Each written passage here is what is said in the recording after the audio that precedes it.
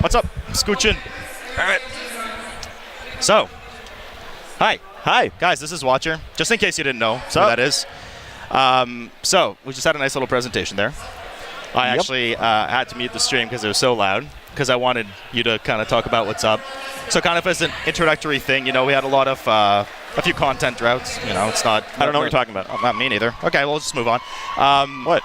That's okay. All right, fine. I mean, it was plenty of time to gear up your 5 alts. Oh, that's true. Only 5? Yeah. I'm shocked. Oh, you're slacking. Oh, my goodness.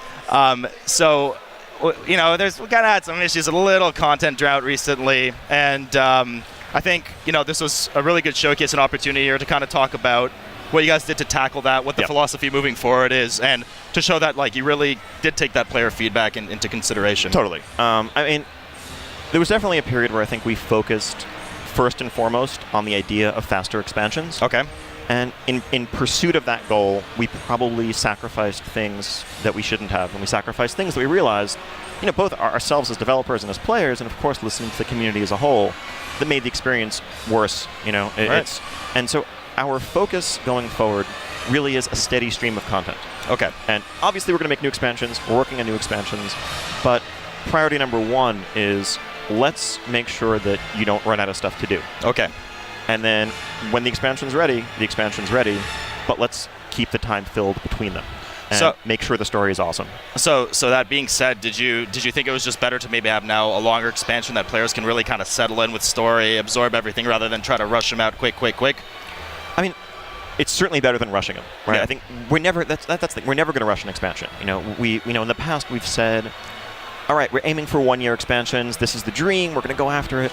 And when it comes down to it, we're not going to compromise the quality of the game that we release. That's fair. And so when it comes down to those hard calls, we're like, okay, I know we said a year, but it's going to be another 4 months, and it's going to be another 2 months, and then suddenly it's a year and a half. Suddenly it's 20 months.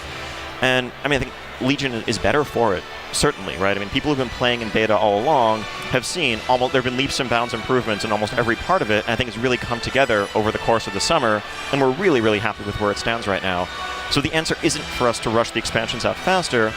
It's to work more efficiently and make sure that there's always new stuff in the live game to look forward to while we're doing the job to make the expansion what it needs to be. Makes sense. So I guess one of the biggest issues and kind of gaps, aside from the infamous end of expansion, has always been kind of between raid tiers. And there's kind of a bit of gap in there. And have you approached that differently, maybe tackle that a bit differently now, or are you just kind of still trying to get raids out faster and maybe try to fill that with other content? Yeah, and I think there's a certain duration for a raid tier that I think is healthy. I think probably 4 to 5 months is a good range in there. I know some people might disagree. I think, we heard from a lot of people that Foundry came out too quickly after Highmaul. I know that, for high-end Mythic guilds that, had the whole place on farm after a couple of weeks, you were totally ready for Foundry. But there were a lot of people who were just getting to Margok, just working on Margok, whether it was on Heroic, on Mythic, whatever difficulty.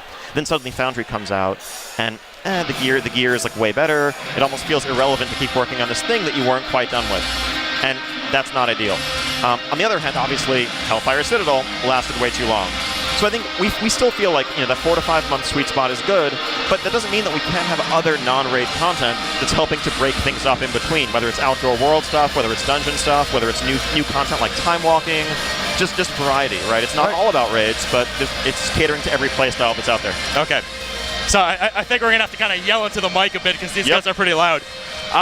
So that being said, I guess you kind of had a little something to share with us today, maybe that we should. There was a little something. Just a little. Yeah, just a little. From the second that we locked down the Legion 703 patch, we're hard at work on what comes next. Obviously fixing bugs, hot fixing, polishing the game, but also immediately jumping into patch content.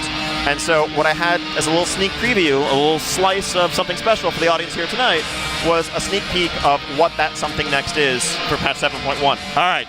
Give me a second, because we gotta mute the mics for this one.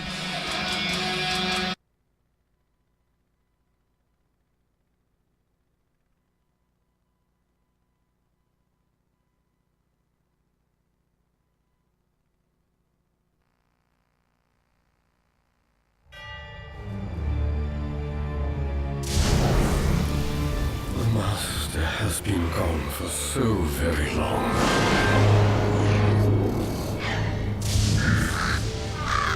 I anticipate his return in every gust. It's maddening. Whatever is one to do to pass the time.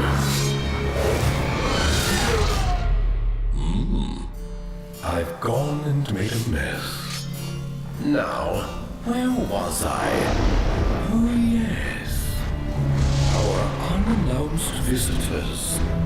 Preparations must be made, for the Master will return to Karazhan soon.